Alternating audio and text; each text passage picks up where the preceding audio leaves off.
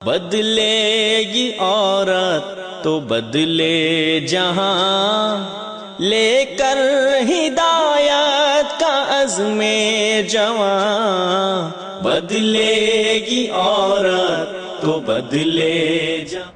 اسی طرح سے جیسے آپ بچوں کو اخلاق، ان کو آداب اور حقوق سکھانا چاہتے ہیں، تو جب بچوں کو اخلاق سکھانے یا آداب سکھانے، اس کے لیے ضرورت اس امر کی ہے کہ کوئی نہ کوئی چیز بیس بنائے۔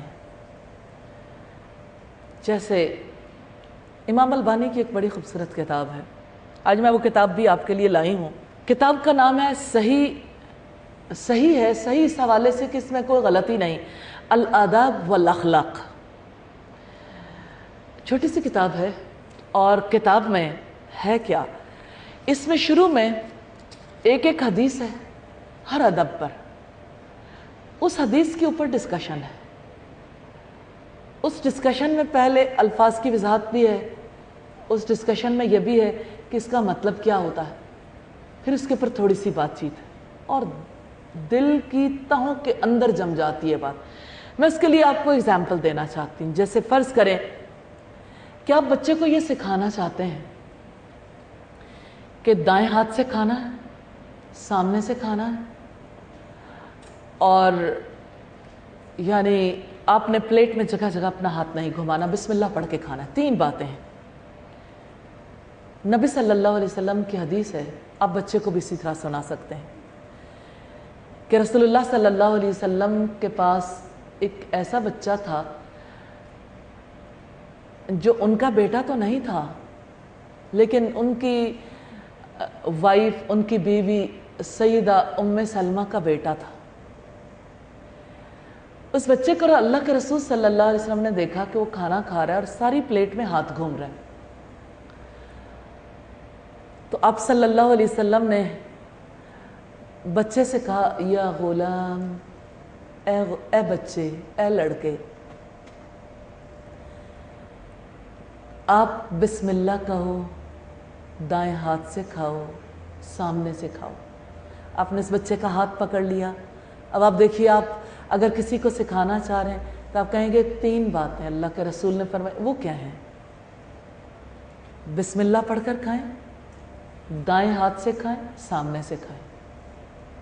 اب بسم اللہ پڑھنے کی بات ہے تو بسم اللہ پہلے ابتدائی طور پر اتنی ہی بات ہے کہ بات یاد ہو جائے، پھر آپ آگے بات کریں گے۔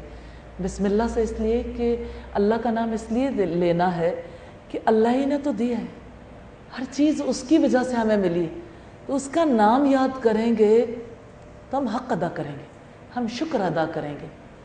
یہ شکر ادا کرنے کا طریقہ، اس کو تو یاد کریں جس نے دیے، تو یہ یاد کا ایک طریقہ، اور اپنے سامنے سے کھائیں گے تو یہ ادب ہے کھانے کا کہ سامنے سے کھانا چاہیے، کیونکہ جانور کیسے کھاتے ہیں آپ مثال بھی دیجئے۔ بلی کہاں سے کھائے گی؟ سامنے سے دودھ پیے گی، برتن کے بیچ میں سے، تو اب بلی جیسا کام کرو گے یا رسول اللہ نے جو بتایا وہ کام کرو گے؟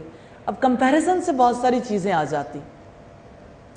اسی طرح سے آپ اور اینیملز کی بھی مثالیں لے سکتے ہیں، اور جب بچے مثال دیتے ہیں اچھا اور جانور کیسے کھاتے ہیں، پھر پتہ چلے گا کہ شیر تو پھاڑ کھاتا ہے، ایگل بھی پھاڑ کے کھاتا ہے، شکار کرتا ہے۔ تو اچھا، آپ چونکہ بچوں کو جانوروں سے بہت دلچسپی ہوتی، اور جس وقت کتا کھاتا ہے وہ کیسے کرتا ہے؟ کتا بھونکتا ہے، کھانے کے درمیان بھی بھونکتا رہتا ہے۔ تو آپ یہ بتائیے کہ یہ والا جو اس کا بھونکنے کا انداز ہے، یہ زیادہ اچھا ہے یا بسم اللہ کہنا زیادہ اچھا ہے؟ اب کمپیریزن سے جس وقت چیزوں کا نقص سامنے آتا ہے کہ ایک چیز اچھی کیسے اور بری کیسے، اس کمپیریزن کی وجہ سے یہ چیز دل کے اندر بیٹھے گی کہ اچھا طریقہ یہی ہے جو اللہ کے رسول نے سکھایا، یہی ادب ہے، کھانے کا ادب بھی یہی ہے۔ اور پھر آپ یہ دیکھیے کہ کھانے کے اختتام پر اللہ کا شکر ادا کرنا، پھر اس کے ساتھ اور آداب بھی ہو سکتے ہیں، لیکن ایک وقت میں اتنی بھاری ڈوز نہیں دینی۔ ایک حدیث سیکھ لیں، کافی دن لگیں گے ایک ادب پہ، ایک حدیث چلتی رہے، روزانہ جب پختہ ہو جائے پھر اگلی حدیث لے آئیں، پھر جب وہ پختہ ہو جائے پھر اگلی حدیث لے آئیں۔ سب سے زیادہ فائدہ آپ کو خود ہوگا، آپ خود اس طریقے پہ جمے رہیں گے انشاءاللہ۔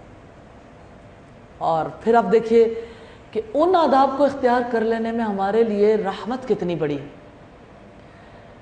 پھر اسی طرح سے آپ انہیں سکھائیے کھانے پینے کے آداب، سونے جاگنے کے آداب، اوقات تو الگ الگ ہے نا۔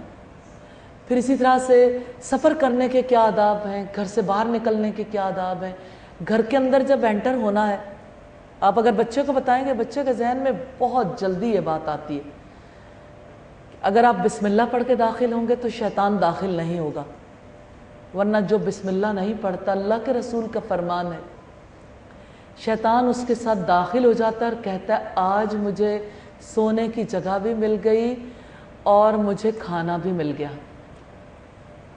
اب دیکھو آپ گھر میں ساتھ شیطان کو لے کر آؤ گے یا بسم اللہ پڑھ کے اللہ کی برکت کو ساتھ لے کے آنا۔ اب یہ چیزیں ایسی ہیں کہ عام طور پر یاد نہیں رہتی، گھروں سے باہر جہاں سے اندر انٹر ہونا ہے وہاں پر ضرور دعا لگائیے، بسم اللہ ولجنا و بسم اللہ خرجنا۔ اچھا آپ جب لگائیں گے یہ دعائیں تو ان دعاؤں کی وجہ سے اللہم انی اسألک خیر المولج و خیر المخرج، تو آپ یہ دعائیں لگائیں گے، ان دعاؤں کی وجہ سے بہت زیادہ اثر ہوگا، اندر سے باہر نکلتے ہوئے، باہر سے اندر آتے ہوئے۔ پھر اسی طرح سے ان کے اوپر بات چیت، یہ نہ سوچئے کہ یہ بات پتہ چل گئی، جیسے دیواروں پر لگی ہوئی چیزیں بولتی ہیں ایسے آپ بھی بولتے رہیں۔ ماں نے اچھا کلام کرتے ہی رہنا، کہیں نہ کہیں کوئی نہ کوئی میسج، دعا، کوئی نہ کوئی ایسا سلسلہ ضرور کرنا ہے۔ اور ماں چونکہ سراپا دعا ہے، ماں دعائیں سکھاتی ہے، ماں دعائیں دیتی ہے، ماں کے دل سے دعائیں نکلتی ہیں اور ماں کی بات اثر رکھتی ہے۔ اسی طرح سے آپ بچوں کو خلق سکھانا چاہتے ہیں، اخلاق، خلق کے لیے بھی آپ کو میں بہتر طریقہ بتاؤں، اچھا طریقہ یہی ہے کہ رسول اللہ صلی اللہ علیہ وسلم کی ایک حدیث لے لیں، کوئی حدیث کسی بھی موضوع پہ، اور آپ کے لیے بہت زیادہ مفید ہے۔ آپ اگر سکھانا چاہیں تو علامہ البانی کی کتاب ہے سلسلہ احادیث صحیحہ، ساری صحیح کتب کی احادیث اس کے اندر جمع ہے، اب اس کا اردو ترجمہ بھی شائع ہو چکا، کئی والیومز میں ہے۔ اس کا ایک چھوٹا سا حصہ کتاب الاخلاق والبر والصلہ، اخلاق، نیکی اور حسن سلوک کی احادیث، یہ خاص طور پر ہم لوگوں نے اسے الگ کر کے اسے اپنے کورس میں بھی شامل کیا، اور اس وجہ سے کہ یہ وہ چیزیں ہیں جن کی طرف بہت توجہ کرنے کی ضرورت ہے، اور آپ پڑھیں گے الگ سے، یہ بہت بڑی نہیں ہے، چھوٹی سی کتاب ہے، اور خلق کے بارے میں ایک ایک چیز الگ کرتے جائیں۔ آپ جب الگ کریں گے، آپ سچائی کی حدیث ہے، جھوٹ بولنے کے بارے میں، پھر اسی طرح غیبت ہے، بدگمانی ہے، تجسس ہے، وہی زندگی کے عام معمولات ہیں۔ اس حدیث کو لیجئے، اس حدیث کو سمجھیے اور اس حدیث کو سمجھائیں۔ مثال کے طور پر ایک حدیث آپ کے سامنے رکھنا چاہتی ہوں غیبت کے بارے میں۔ اللہ کے رسول صلی اللہ علیہ وسلم کے دو ساتھی شیخین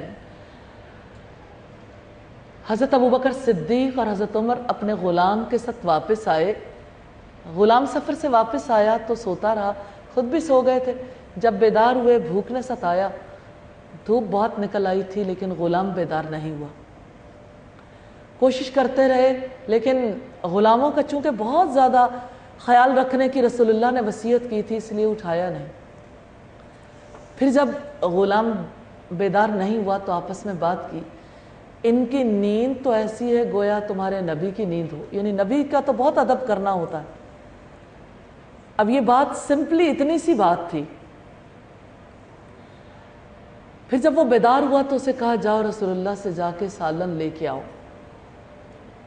غلام گیا اور رسول اللہ سے کہا کہ اس طرح سے دونوں نے سالن منگوایا ہے۔ آپ صلی اللہ علیہ وسلم نے فرمایا کہ آپ جا کے ان سے کہہ دو کہ انہوں نے جو سالن ابھی ابھی کھایا ہے میں ان کی داڑھوں کے درمیان اس کے ریشے دیکھ رہا ہوں۔ غلام واپس آیا، آ کے یہ بتایا کہ اللہ کے رسول صلی اللہ علیہ وسلم نے ہمیں یہ بات کہی ہے دونوں بہت گھبرائے کہ ہم نے تو کوئی سالن نہیں کھایا. رسول اللہ کے پاس پہنچے اور کہا کہ اللہ کے رسول ہم نے تو کوئی سالن نہیں کھایا. آپ نے فرمایا تم نے اپنے بھائی کے بارے میں جو بات کی تھی اس کی وجہ سے میں نے تمہاری داڑھوں کے درمیان گوشت کے ریشے لٹکتے ہوئے دیکھے. آپ کو یاد ہوگا رب العزت کا فرمان کہ کیا تم پسند کرتے ہو کہ اپنے مردہ بھائی کا گوشت کھاؤ؟ تو غیبت کرنا ایسا ہے جیسے مردہ بھائی کا گوشت کھانا. لیکن اللہ کے رسول صلی اللہ علیہ وسلم نے کیسے تلقین کی. اب یہ وہ چیز ہے جس کی وجہ سے آپ خود بھی اچھا طریقے سے سمجھ سکتے ہیں اور سمجھا بھی سکتے ہیں کہ کس طرح سے یعنی انسان جب بری بات کرتا ہے کسی کے پیٹھ پیچھے کرتا ہے تو یہ عمل ایسا نہیں ہے جو یہیں پہ ختم ہو جائے, کسی کو پتہ نہ چلے اور اس کا انسان پر اثر نہ ہو. حقیقتاً یہ مردہ بھائی کا گوشت کھانے کے مترادف ہے اور اللہ کے رسول صلی اللہ علیہ وسلم کو وہ دکھایا گیا ہوگا کیونکہ آپ کی بات سچی, آپ صادق اور مصدوق. یوں یعنی کراہت پیدا کرنا بہت زیادہ ضروری ہے. جیسے دنیا کی محبت بچے میں بہت زیادہ ہے, اللہ کے رسول صلی اللہ علیہ وسلم نے کس طرح سے دنیا کی محبت کو بچوں کے سامنے رکھا, یعنی صحابہ کرام کے سامنے رکھا. آپ نے فرمایا ایک بار واپس آ رہے تھے کسی سفر سے تو راستے میں مردہ بھیڑ کا بچہ موجود تھا. تو آپ نے صحابہ کرام سے کہا آپ میں سے کون ہے جو اسے 2 یا 3 درہم میں لے گا؟ آپ ڈیمانسٹریشن دیکھیے, سامنے سارے صحابیوں کے مردہ بھیڑ کا بچہ پڑا ہوا, اس کا کان کٹا ہوا ہے اور رسول اللہ صدا لگا رہے ہیں تاجر بن کے, کون ہے جو اسے 2 یا 3 درہم میں لے گا؟ سب کے رونگٹے کھڑے ہو گئے ہوں گے کہ ہم سے کیا بات کہی گئی. تو آپ صلی اللہ علیہ وسلم نے ان سے کہا, جب بار بار کہا تو صحابہ کرام نے کہا کہ اللہ کے رسول زندہ بھی ہوتا تو نہ خریدتے, کیونکہ اس کا کان کٹا ہوا ہے, اس میں نقص ہے. مردہ کو کون ہے جو 2 یا 3 درہم میں خریدے گا؟ جب پوری طرح سے بات جم گئی تو آپ صلی اللہ علیہ وسلم نے فرمایا وہ دنیا جس سے تم محبت رکھتے ہو وہ اس مردہ بھیڑ کے بچے جیسی حیثیت بھی نہیں رکھتی. اب مجھے یہ بتائیے, جب اس طرح سے جیسے اللہ کے رسول ڈسکس کرتے ہیں ایسے جب آپ ڈسکس کریں گے اپنے گھر والوں سے, بڑوں سے یا چھوٹوں سے, کیا ان پر اثر نہیں ہوگا؟ اس وجہ سے رسول اللہ کی تعلیمات کو سیکھنا ضروری. یاد رکھیے گا علم کے بغیر عمل نہیں ہو سکتا. علم عمل کا امام ہے. علم ناگزیر ہے, ضروری ہے. علم سیکھیے. علم کے بغیر آپ نہ خود سنور سکتے ہیں, نہ اپنے گھرانوں کو سنور سکتے ہیں, نہ معاشرے میں تبدیلی آ سکتی, نہ اس قوم کو عزت وقار اور غلبہ نصیب ہو سکتا ہے. یہ علم ہے جو عمل تک پہنچاتا ہے اور عمل سے زندگی بنتی ہے, جنت بھی جہنم بھی. عمل کے لیے علم ناگزیر ہے. تو آپ اپنی زندگی کے لیے ارادہ کر لیجئے.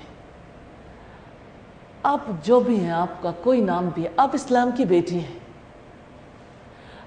آپ کو اللہ تعالیٰ نے جو شریعت دی ہے اس کے مقاصد میں سے پہلا بڑا مقصد ہے دین کی حفاظت. آپ اپنے دین کا تحفظ کیسے کریں؟ آپ اس دین کو اپنے اندر محفوظ نہیں کریں گے, آپ دوسروں کو یہ دین کیسے سکھائیں گے؟ آپ اپنی اولاد کو, اپنے گھر والوں کو کیسے یہ دین سکھائیں گے؟ اس دین کا تحفظ کرنے کے لیے دین سیکھیے. آپ ارادہ کریں گے اللہ برکت دے گا. آج آپ ارادہ کر لیں کہ ضرور سیکھنا ہے, انشاءاللہ تعالی اللہ تعالیٰ کی رحمت ہوگی, اللہ تعالیٰ کی طرف سے آسانیاں ہوں گی اور آپ سیکھنے کے قابل ہو جائیں گی. پھر کتاب کو جب ہم پڑھاتے ہیں تو کتاب میں اس کا لفظی ترجمہ بھی, تاکہ باقاعدہ طور پر اسے سمجھنے کے قابل ہو جائے. پھر اس کی تفسیر سیکھنے کے لیے الحمدللہ یعنی اس کو کوشش یہ ہے کہ کسی کی رائے نہیں, جو بات رب تعالیٰ نے کہی, جیسے محمد رسول اللہ صلی اللہ علیہ وسلم نے سکھائی, اسی طرح سے ہم سیکھنے کے قابل ہو جائیں. اسی طرح محمد رسول اللہ صلی اللہ علیہ وسلم کی احادیث, آپ کی سیرت, پھر ایسے علوم جس کی وجہ سے دین کی سمجھ آ جائے۔ تو دین میں 3 بنیادی چیزیں ہیں، اللہ کی معرفت، اللہ کے رسول کی معرفت اور دین کی معرفت۔ قبر میں جاتے ہی 3 سوال ہونے، تیرا رب کون ہے، تیرا رسول کون ہے اور تیرا دین کیا ہے۔ اس کے جواب کی تیاری کے لیے آج یہ علم سیکھنا ناگزیر۔ میں یہ چاہتی ہوں کہ آپ خود بھی یہ علم حاصل کریں اور آپ میں سے کوئی ایک بھی ایسا نہ ہو، نہ بڑا نہ چھوٹا، جو اس علم کے لیے دوسروں کو دعوت نہ دے۔ آج آپ یہاں سے طے کر کے اٹھیں گے، اپنے لیے بھی اور دوسروں کے لیے بھی۔ آپ کے توسط سے کم از کم، دیکھیں آپ کے علم پہ ڈیپینڈ کرتا ہے آپ کو سمجھ کتنی ہے، کیونکہ درجات کی بلندی تو اسی کے مطابق ہوتی ہے۔ آپ اگر زیادہ فہم رکھتی ہیں تو زیادہ کر لیجئے، زیادہ کے لیے تو کوئی حد نہیں، لیکن منیمم ایک فرد ایسا ضرور ہو جس کو آپ اللہ کے دین کو سیکھنے کے لیے تیار ضرور کریں۔ آپ زیادہ افراد کے لیے کوشش کریں گے، نیچرلی یہ وہی بات ہے جو اللہ تعالیٰ نے اپنے حبیب کے توسط سے حضرت علی تک پہنچوائی اور ساری امت تک، کہ اے علی اگر تمہارے توسط سے ایک فرد بھی ہدایت پا جائے تو تمہارے لیے 100 سرخ اونٹوں سے زیادہ قیمتی، اور ایک سرخ اونٹ ایک قیمتی گاڑی کے برابر ہے۔ یہ سب کچھ جو دین کے توسط سے ہم سیکھیں گے یہ ہمارے لیے نفع کا سودا ہے۔ ہم جو عمل کرتے ہیں، کوئی ایک سجدہ، کوئی ایک رکعت ایسی ہو، کوئی ایک کام ایسا ہو جس کے بارے میں آپ یہ سوچیں کہ یہ اتنی کوالٹی کا عمل ہے کہ اللہ تعالیٰ کی طرف سے میری مغفرت ضرور ہو جائے گی۔ اپنی زندگی کے حوالے سے ہم کوئی ایسا عمل نہیں پاتے، بس صرف اللہ کی رحمت سے امید ہے۔ تو یہ سارا کچھ ہم نے اس لیے کرنا ہے تاکہ ہم اللہ کے یہاں، جہاں کہیں ہماری خرابی ہے، ہمارے عمل کی خرابی ہے، اللہ تعالیٰ کے یہاں ہم بچ جائیں اور برابر سرابر چھوٹ جائیں۔ اللہ سے دعا ہے کہ اللہ تعالیٰ اس کو ہمارے لیے اجر کا باعث بنائے، مغفرت کا باعث بنا دے۔